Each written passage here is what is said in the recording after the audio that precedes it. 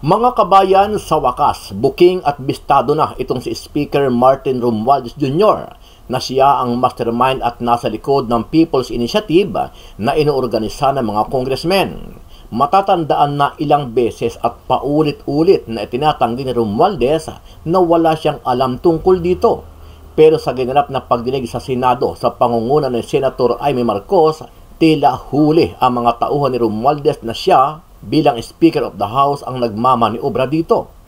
Wala namang masama magtipon-tipon sa bahay ng Miss Quisino. Ano ho yan? Dalawang townhouse. Hindi, kanino na, po? Kaninong lugar? Inyo? Bahay mo? Bahay mo po? It's a meeting Attorney place. Abisado, please. It's our meeting place. No, pero sino may-ari? Sino may-ari ng bahay?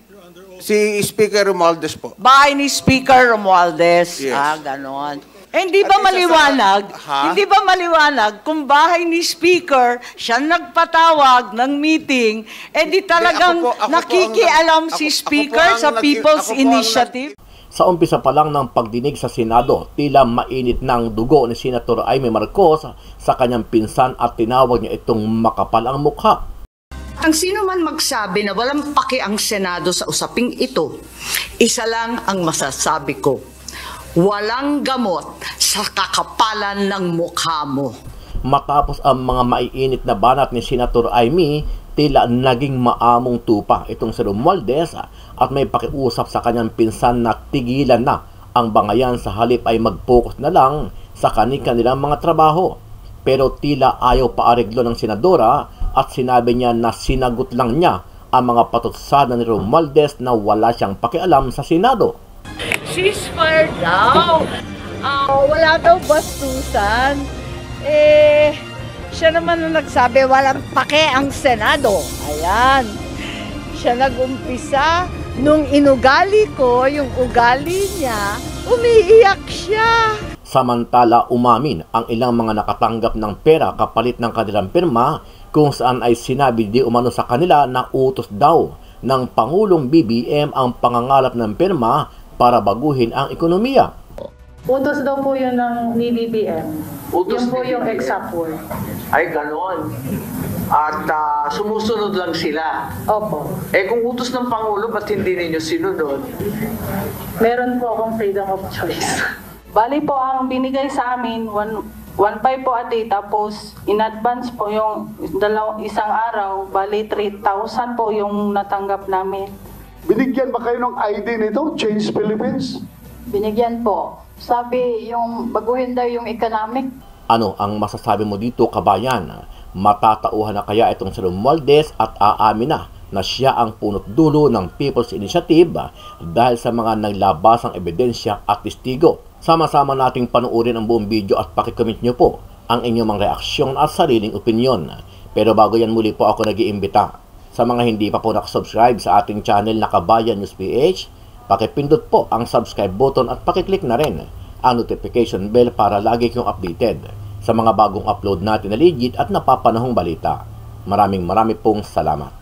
Pagsisimula pa lamang ng pagdinig ng Senate Committee on Electoral Reforms and People's Participation, nagbitaw na agad ng maaanghang na salita ang chairperson ng komite na si Senator Amy Marcos.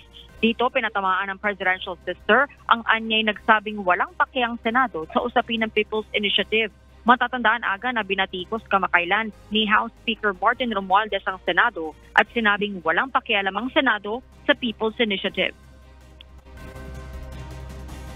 Ang sino man magsabi na walang paki ang Senado sa usaping ito, isa lang ang masasabi ko, walang gamot sa kakapalan ng mukha mo.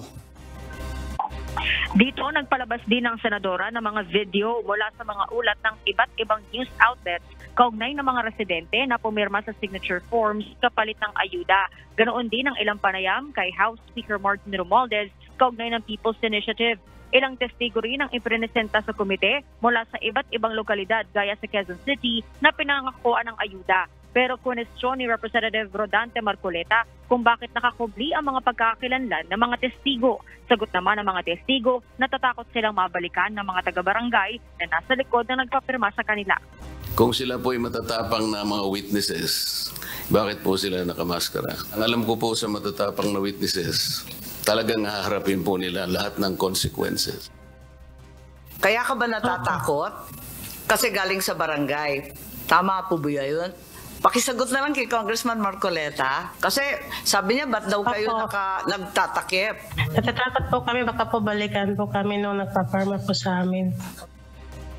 Iginiit naman ni Senate President Juan Miguel Zubiri na dapat protektahan ang identity ng mga testigo at nilinaw na pinapayagan naman ito ng rules ng Senado. Tiniyak naman ni Senator Ronald Bato de la Rosa sa mga testigo ang kanilang seguridad at kakausapin ng pambansang pulisya para bigyan sila ng proteksyon.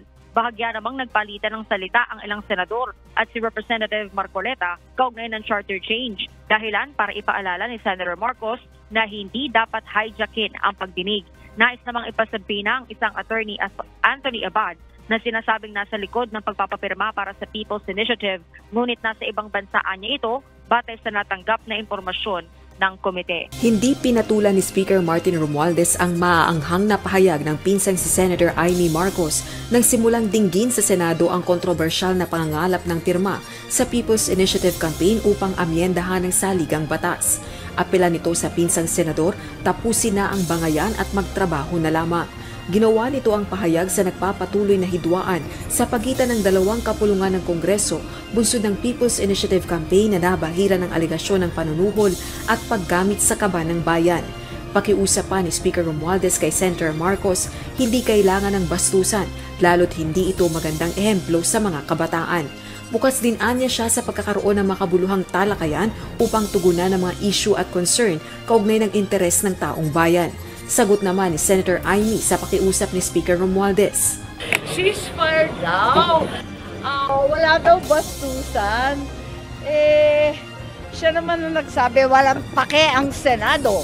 Ayan. Siya nag-umpisa. Nung inugali ko, yung ugali niya, umiiyak siya. Umapila naman ng House Leader sa Senado na pagtuunan na ng pansin ang resolution of both Houses No. 6 na naglalayong amyendahan ng economic provisions ng 1987 Constitution. Ito ay lalo na't sinuspindi na ng Commission on Elections o COMELEC ang proceedings kaugnay ng People's Initiative campaign. There is only one sure way to stop that People's Initiative. And this I appeal to our friends in the Senate. You pass your RBH 6 and the House of Representatives will welcome it. You transmit it to us, we will welcome it with two open arms. Version nyo na. Kayo na bahala, magbalangkas kung anong version gusto nyo, anong economic provision. You pass RBH 6, the People's Initiative will be dead in the water. Yung abolition, mawawala yung Senado. Kung narinig nyo po ako, guni-guni nyo lang po yun. Wala po sa isip namin yun.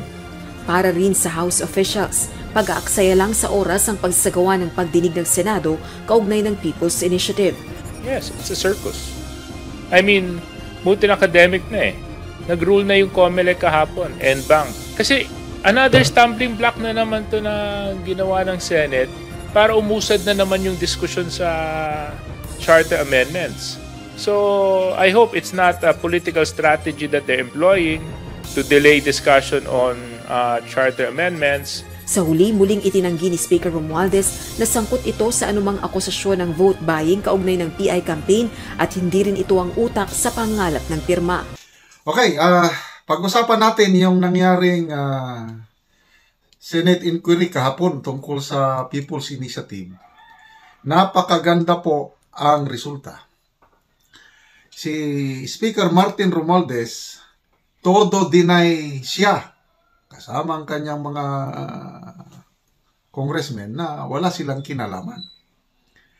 Magaling itong mga nag-iimbestigang senador, kompleto sila ng bala. Nako, nabuking po ang participation ni Speaker Romualdez dahil sa picture. Yung leader ng PERMA, si Mr. Oñate, todo deny siya na hindi niya na-meet si Speaker, wala siya. Nako, nung ipinakita yung picture, sa bahay mismo ni Speaker Romualdez, nandun si Mr. Oñate at mga leaders ng PERMA, wala na silang magawa. Okay, panoorin natin itong news. Utos daw po yun ni BBM. Utos Yun po ni yung BBM. exact word. Ay, ganon. At sumusunod lang sila. Opo. Eh kung utos ng Pangulo, ba't hindi ninyo sinunod? Meron po akong freedom of choice. Bali po ang binigay sa amin, 1.5 po a day, tapos in advance po yung isang araw, bali 3,000 po yung natanggap namin. Binigyan ba kayo ng ID nito, Change Philippines? Binigyan po. Sabi yung baguhin daw yung economic. The Senate panel will subpoena a certain attorney Anthony Abad, whose name appeared on the signature forms that were distributed to villages. The next hearing will be conducted in Davao, where more witnesses are expected to testify. So, yun po, klaro. Wala nang kawala si Speaker Romualdez dahil inamin na ng mga leaders ng PERMA, yung nagpapapirma, na may direct kaugnayan si Speaker Romualdez, tumutulong.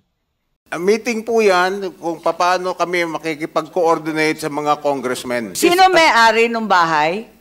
Si Speaker Romualdez po. Bahay ni Speaker Romualdez. Yes. Ganon. Si Speaker Romualdez, isa na rin sa nasa likod ng... pumayag naman po si Speaker. Pumayag si Speaker. Nasa likuran na rin siya. Natulungan nga kami. Siya rin ay kasama na, nasa likod na rin nagpapatakbo ng PI. Dahil nga, tumulong siya sa inyo, di ba? Yeah, he is helping us. Hindi ba maliwanag? Hindi ba maliwanag kung bahay ni Speaker siya nagpatawag ng meeting, di talagang nakikialam si Speaker sa People's Initiative? Ngayon, ganito po, Mr. Oñate, meron po ba kayong nalalaman na batas na pinagbabawal po yung ginawa ninyo na makipag-ugnayan sa mga kongresista? Wala naman po kasi Teka po, People's Initiative is enshrined in our Constitution and it is the right of the people to make that initiative. Yun po ang sabi sa akin ng mga lawyer.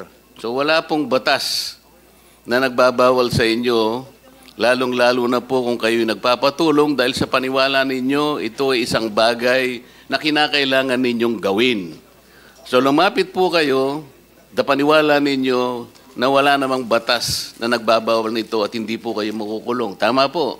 Tama po. Salamat po, Madam Chair. Thank you for all the leading questions. Maraming salamat sa ating kongresista. Napakagaling na abogado para kay Mr. Oñate. Madam Chair. Gusto ko lang balikan yung ating retrato na nandito sa harap natin. Galing po ito sa cellphone ninyo, January 8. Tama po ba, Mr. Oñate? Oo, tama. And that's in fact you in the picture, that's correct? You confirm that it's you. You confirm that this is you in the picture? Yes. And you also confirm that it's Speaker Romualdez in the picture? Yes. And it is Congressman Saldico in the picture? Yes, yeah. Can you read the caption, please? Yung caption sa ilalim po. May nakasulat, yes, diba? that's true. That's correct. Initiative. Tama po ba? Tama po. At maliban sa pagkain, klaro na may mga dokumento sa table. Meeting po to, hindi lang party. Anong pinag-usapan? Meeting po yan kung paano kami makikipag-coordinate sa mga congressmen. Saan lugar to? Saan ginanap itong parting to? Para lang malaman namin. Sa ano po yan? Sa townhouse sa Forbes, sa Forbes Park. Kanino nga? Kaninong lugar? Ipaliwanag. Wala namang masama magtipon-tipon sa bahay ng Miss Kishino. Ano ho yan? Dalawang townhouse. Hindi, kanino na, po? Na Kaninong lugar? Inyo? Bahay mo? Bahay mo po? It's a meeting Attorney place. Abisado, please. It's our meeting place. No, pero sino may-ari? Sino ang... Sino may-ari ng bahay? Si Speaker Romualdez po. Bahay ni Speaker Romualdez. Yes. Ganon. So, ang naging host at nagkumbida ay si Speaker Romualdez. Tama po ba? Ako po ang nagkumbida. Paano ka magkukumbida? Di mo bahay. Oo nga. Bira naman. Oo nga po. Dapat po yan sa bahay ko. Dahil meron ho akong party house sa Dasma, walang tao doon. Pero hindi ba maliwanag na kung bahay ni Speaker... Ang sabi ng staff, doon na lang gawin sa bahay ni Speaker.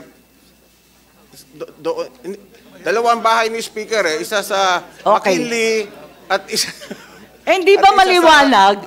Hindi ba maliwanag kung bahay ni Speaker siya nagpatawag ng meeting, di talagang nakikialam si Speaker sa People's Initiative? Ako po ang nag-initiate ng meeting. Pero sinabi po na doon na lang gawin sa townhouse ni Speaker. But ako po ang nag-initiate. Ay, dapat ganon. po sa bahay ko, pero sinabihan ako doon na lang pumunta. Sino nagdala ng papeles? Kasi bahay niya. Ikaw nagdala ng papel? Mga lawyer po. Yung mga lawyer. Mga lawyer po, dala-dala so, nila bahagi yung mga ka papeles. talaga ng Project PI. Yung Project PI na tinetext sa mga kongresista, pati ako nga na-text kasi luma na yung number ko eh. Bahagi kayo ng Project PI? Yeah. Kasi I sought the help of the Speaker. Inamin ko naman po, you've said that natulungan before. kami dito sa signature gathering. Right. Okay, kilala ninyo itong sina Attorney Redentor Tuason? I don't know. Suset Sumalinog, Timothy Lagundi. Kilala ninyo itong mga to? Hindi po. Okay. Kasi meron kaming mga screenshot doon sa Project PI na galing sa mga congressman. At sabi mo, nakikipag-coordinate ka kay Speaker na CEO at sa mga hawak niyang congressman. That's correct. That's correct, Madam Senator.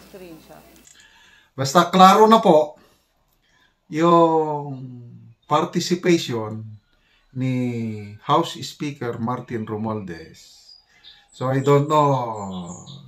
Earlier, sabi niya, wala siyang kinalaman. O ngayon, inadmit na ng mga men on the ground na tumutulong siya. So ano ngayon? So lumalabas na ito hindi People's Initiative. Maraming ibig sabihin ng PI. Pwedeng Politicians Initiative. So, yun na, sa next hearing, yung si Mr. Oñate, meron na siyang partial compliance, inadmit niya na ang bulk ng funds galing sa Kongreso. So, kung sino pa yung iba, i-divulge niya na. So, salamat sa mga ganitong developing story. Talagang ito na yung pinaka-mainit na topic ngayon sa political situation natin. At wag po tayong maging kalmante dahil nasa delikadong kalagayan po ang ating konstitusyon dahil according to Tatay Digong, PRRD, sa kanyang speech sa Davao rallies, let's protect our constitution at all cost. Dahil yung objective ng mga proponents, itong mga nagsasagawa nito ay hindi para sa kapakanan ng taong bayan. Very clear yan. Paulit-ulit sinasabi ni PRRD na for the few politicians para ma-extend ang term nila